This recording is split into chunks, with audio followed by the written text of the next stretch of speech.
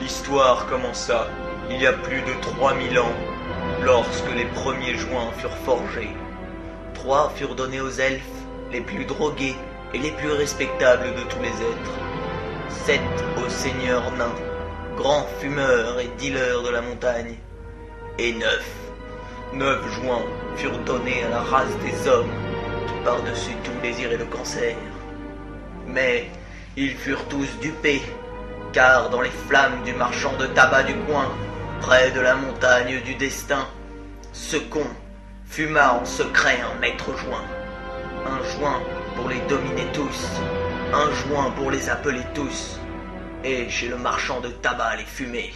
Et ouais, je les ai bien niqués. Première partie, la communauté du joint. Grand 1, le départ de Bilbon. Dans la comté, une terre fertile et paisible où recoule le shit, coule le hashish et pousse le cannabis, Gandalf le tabagique, grand magicien et surtout connaisseur de centaines d'herbes nocives aux poumons, s'approcha du vieux Bilbon et engagea la conversation. Mon vieil ami, 111 ans, et pas une ride, mais surtout, pas un cancer, dit-il tout en contemplant un champ de pavots. Oh, mon cher ami, il est désormais pour moi temps de me retirer. Déjà, le shit ne recoule-t-il plus dans ces contrées rayonnantes? Oh, si, bien sûr. Mais je suis vieux, Gandalf, et je voudrais m'en aller chez les elfes pour goûter à l'herbe de marijuana et à d'autres drogues dures. Et ainsi le cancer me rongera et je pourrai mourir dignement. Ils prirent le chemin qui menait à Sac-à-Merde, la maison de Bilbon, dominant un petit jardin où poussent le pavot et le cannabis. Ne prenez que le strict minimum, Bilbon. Un peu de shit, une pipe, une seringue, lui conseilla Gandalf. La route va être longue, mais les elfes vous accueilleront royalement, mon bon ami. Après avoir précisé à Gandalf qu'il léguait tous ses biens à son neveu Frodon, il prit la porte. Mais, Bilbon, que faites-vous avec cette porte? Je vous ai dit de prendre que le strict minimum. Mais j'y tiens beaucoup à cette porte, elle me vient de mon grand-père. Bon, si vous y tenez. Mais, Bilbon, n'auriez-vous pas oublié de laisser quelque chose? Je ne crois pas, affirma Bilbon d'un air décidé. Bilbon mit sa main dans sa poche et regarda Gandalf d'un air angoissé. Non, je ne vois vraiment pas, continua Bilbon d'une voix tremblante. Gandalf sembla soudain grandir. Il éleva la voix et la colère l'envahit. Bilbon sacré, ne me prenez pas pour un magicien de pacotille. J'essaie seulement de vous aider. Bilbon courut dans les bras de Gandalf, prit le joint et le donna à Gandalf. Touché par la réaction de son ami, il lui prit le joint et le laissa partir. Précipitamment, Frodon arriva. Grand 2, un départ précipité. Où est-il? demanda Frodon. Il est parti dans les couloirs du temps. Non, je déconne. Il s'en est allé chez les elfes en stage intensif en matière de drogue. Il voulait que Sac-à-Merde et tous ses biens, et le plus important, son joint. Il le lui tendit. Ils entrèrent dans Sac-à-Merde. Allumez un feu, Frodon. Il faut vérifier certaines choses. Bien. Gandalf jeta le joint au feu et demanda quelques instants après à Frodon de le reprendre.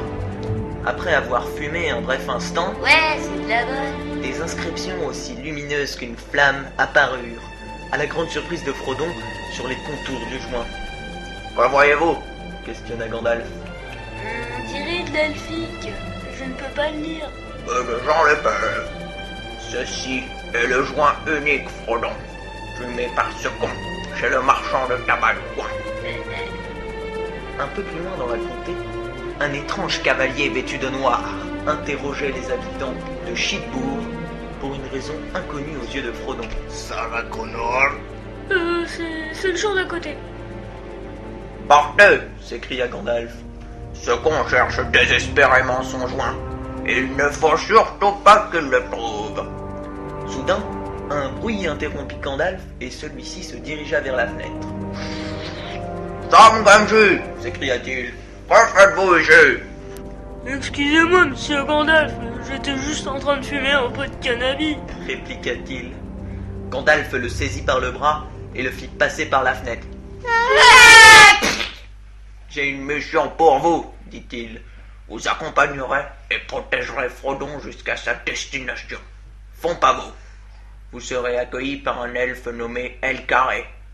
Un dernier conseil, ne fumez pas ce joint. Il attire par son pouvoir ce con et ses dealers, les cavaliers noirs. Ils sont d'ailleurs déjà à votre recherche. Parfait, partons. Grand 3, un voyage perturbé. Les deux hobbits marchaient à travers champs tout en fumant une pipe bourrée de cannabis. Soudain, deux hobbits surgirent du champ, les mains remplies de pavots. Frodon les interpella. Vous rendez-vous compte que dans cette contrée, il y a des gens qui peuvent même pas s'acheter un beefsteak? Mais ils ont bien acheté du poisson! Répliquèrent les deux voleurs. Frodon leur demanda leur nom. Moi, c'est Peregrine Prout. Et lui, c'est Meriadoc Dogshit.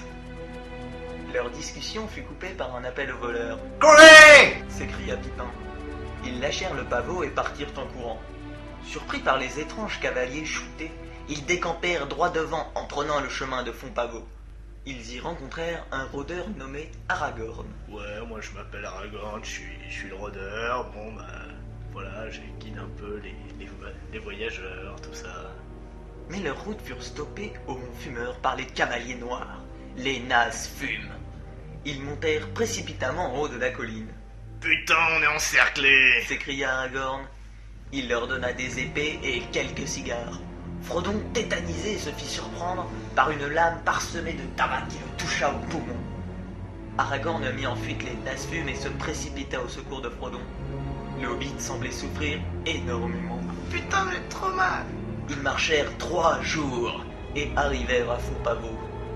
Là, la médecine d'Elcarré sauva in extremis Frodon d'un mauvais cancer. Aragorn fit connaissance de Arwen, le teint gris, les dents jaunes, répandant une magnifique odeur de tabac froid. Elle était sans doute une fumeuse parfaite aux yeux d'Aragorn. Il n'était pas seul à Fontpavot. En effet, une délégation de toutes les races de la Terre du côté était représentée. Bovomi, ultime déjection de la race des hommes, Dégueulasse du royaume Pilvestre, Gimli, appelé le dealer de la montagne. Gandalf arriva et s'ajouta à cette troupe, avec d'autres encore.